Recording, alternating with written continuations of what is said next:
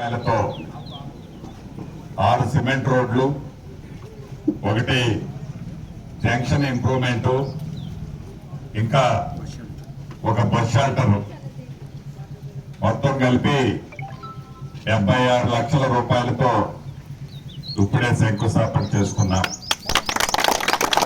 ఈ దీవెనలతో ఈ ప్రభుత్వం వచ్చిన గడిచిన 2 సంవత్సరాల నుండి ఈ వెంకటగిరి గ్రామ పంచాయతీలో సుమారు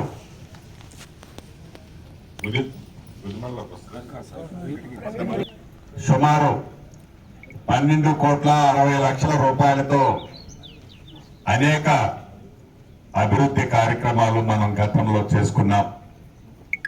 ఇప్పుడు చేసిన రోడ్లు కాకుండా ఇంకా కొన్ని సిమెంట్ రోడ్లు, డ్రైన్లు కూడా ఇక్కడ చేయాల్సిన అవసరం ఉంది. ఎందుకంటే ఇది చాలా పెద్ద కాలనీ.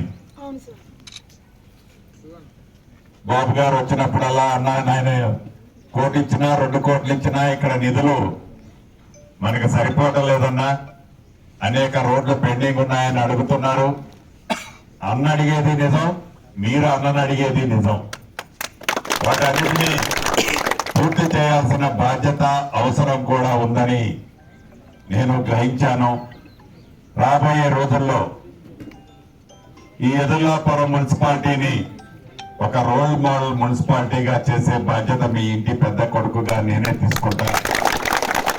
అభివృద్ధిలో ఎక్కడా లొసుగు లేకుండా అభివృద్ధి చేసే బాధ్యత కూడా నాదే.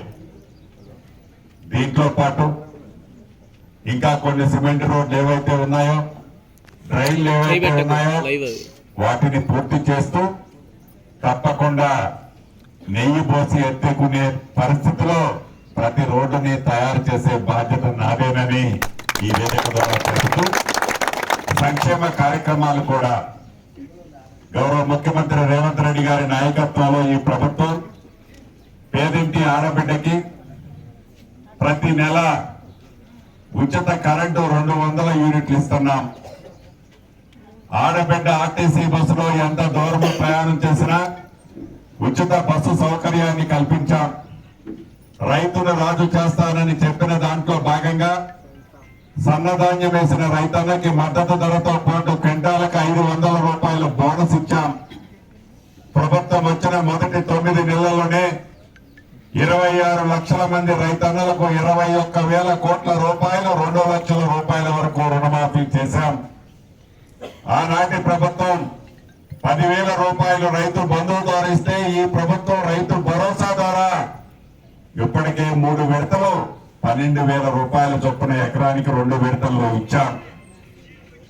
అంతేకాదు పేదవాళ్ళకి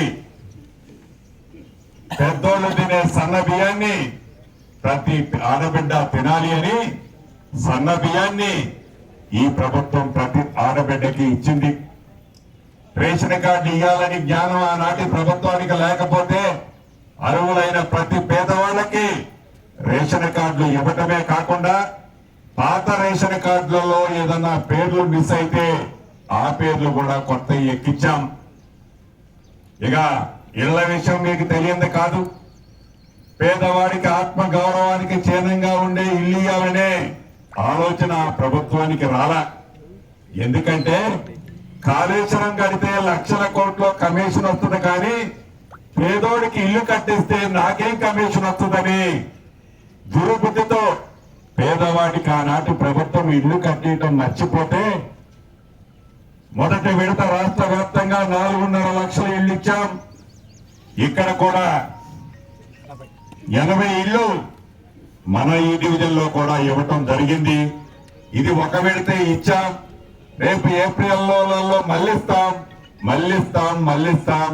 ఇచ్చింది కాకుండా ఇంకా 3 సార్లు అర్హులైన పేదవాళ్ళకి ఇందిరమ్మ ఇల్లు ఇస్తాం.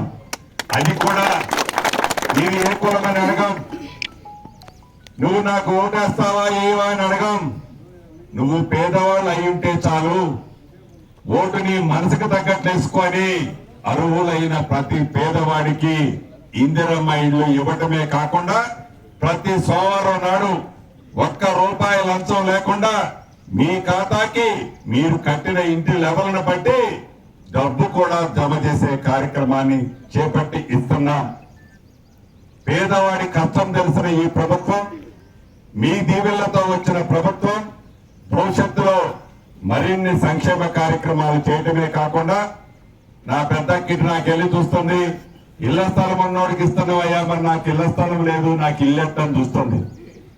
అన్యాత బాబు గారు మిగతా నాయకులను అడుగుతున్నారు, అన్నా ఇంకా ఇళ్ల స్థలాలు కొన్ని పేదవాళ్ళకి ఇవ్వాలన్నా అని అడుగుతున్నారు. నిజం కూడా, ఆ శాఖ మంత్రిని, ఇళ్ల మంత్రిని నేనే, ఇళ్ల స్థలాలు ఇచ్చే మంత్రిని కూడా నేనే. కాబట్టి తప్పకుండా గతంలో తీసుకున్న వాళ్ళు ఎవరైతే ఉన్నారో, అర్హులైన వాళ్ళు ఉన్నారో, ఈ ఎన్నికల కోడ్ అయిపోయిన తర్వాత అర్హులైన పేదవాళ్ళందరికీ ఇళ్ల స్థలం కూడా ఇచ్చే బాధ్యత మీ ఇంటి పెద్ద కొడుకుగా నాదేనని నా ఆడబిడ్డకి చెప్తున్నాను. ఆనాడు నన్ను దీవించారు, నన్ను అత్యధిక మెజార్టీలతో ఆశీర్వదించారు.